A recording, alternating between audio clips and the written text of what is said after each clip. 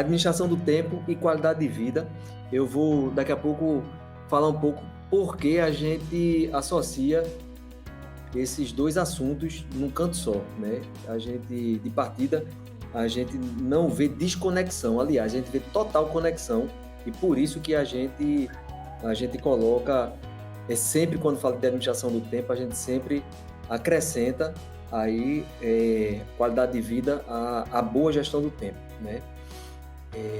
Bom, e eu gosto muito de começar com essa frase. Aliás, sempre começo com ela porque ela já faz uma primeira provocação. E é uma frase de Peter Drucker, que ele diz que o tempo é o nosso recurso mais escasso. Se ele não for administrado, nada pode ser administrado. Vejam só.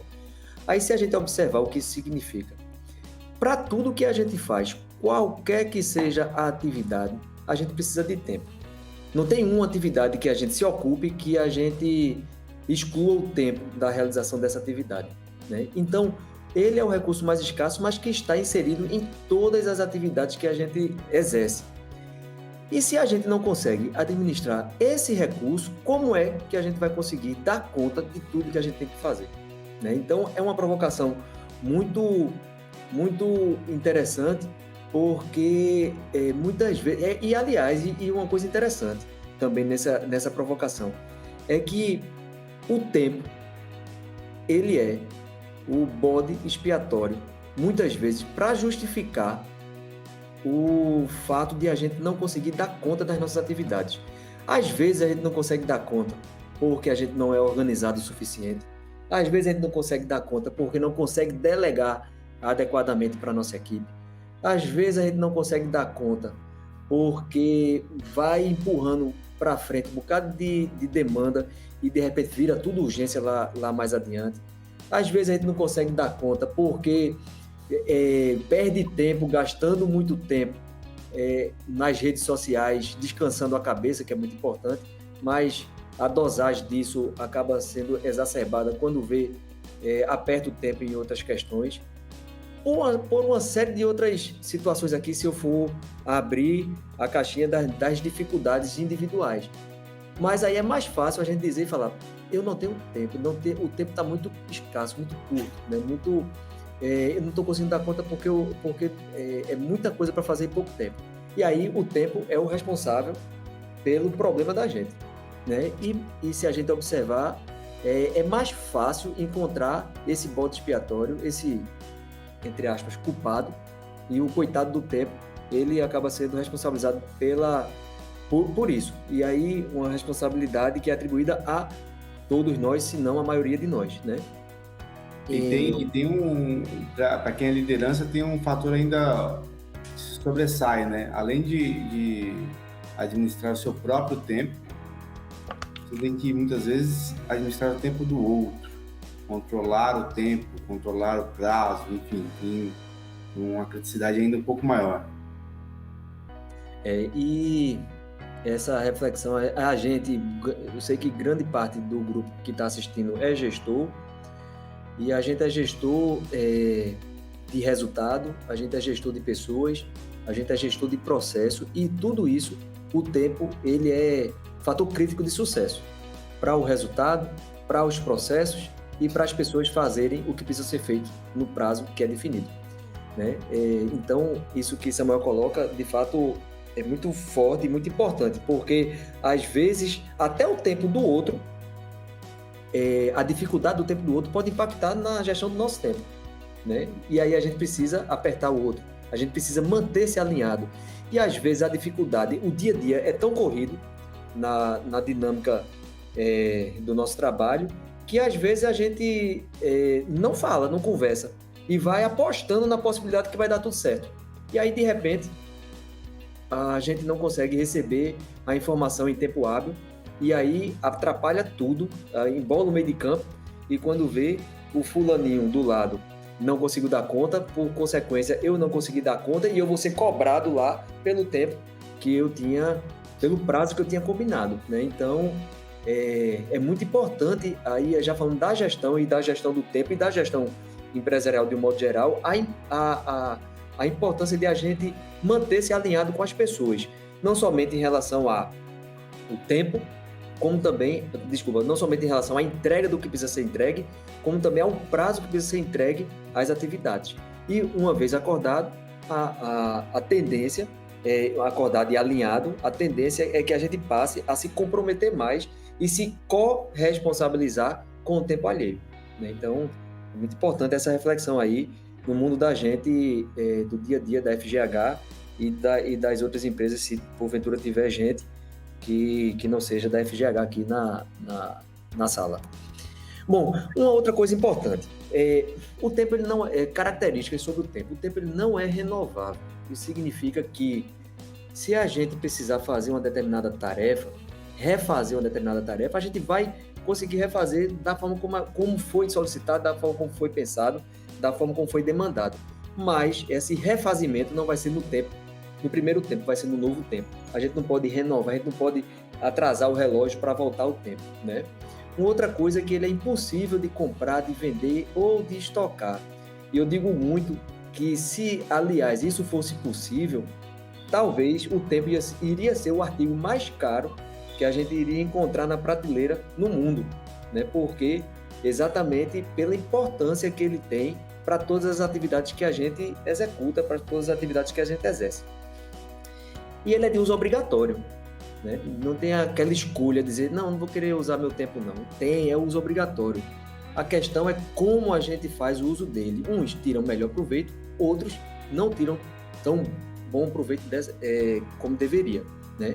Agora, o fato é que todos nós, eu vou dizer 100% da gente aqui presente e das nossas relações, a gente é demandado a fazer cada vez mais e mais atividades no dia, num tempo cada vez menor, para poder encaixar mais atividade nesse tempo e com um nível e exigência de qualidade cada vez maior. Veja que resultado de equação isso deve dar no final, né? Não tem nenhum de nós aqui que não pense nisso, né? Às vezes até se angustia, porque as demandas são cada vez mais crescentes, num tempo e num espaço de tempo de entrega cada vez menor e com uma exigência de eficiência e qualidade para entregar o que precisa ser entregue cada vez maior também.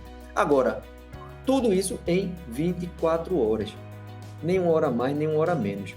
Eu estava conversando com um participante de um desses cursos que eu dei sobre o tema, e antes ele se queixava de que não conseguia dedicar tempo para a sua família. E angustiava ele e também a própria família. E aí ele dizia, eu levava trabalho para casa de noite, eu levava trabalho para casa nos finais de semana. Quando eu ia para eventos, por exemplo, de escola, de filho, eu estava lá, mas fisicamente eu não estava de corpo e alma. E eu sentia isso, ficava triste com isso, e mais ainda, a turma de lá de casa sentia e tudo mais. E ele começou a ter algumas evoluções positivas em relação a isso, depois que a gente começou a conversar sobre essa questão. E aí ele disse e aí nada mais é do que prioridade, né, de algumas questões que você considera importante para a sua vida. E aí ele falou que começou a fazer a dedicação de maior tempo para a sua família, e que isso o deixou mais feliz, a família mais feliz, e que isso não impactou como ele imaginava que impactaria no seu trabalho.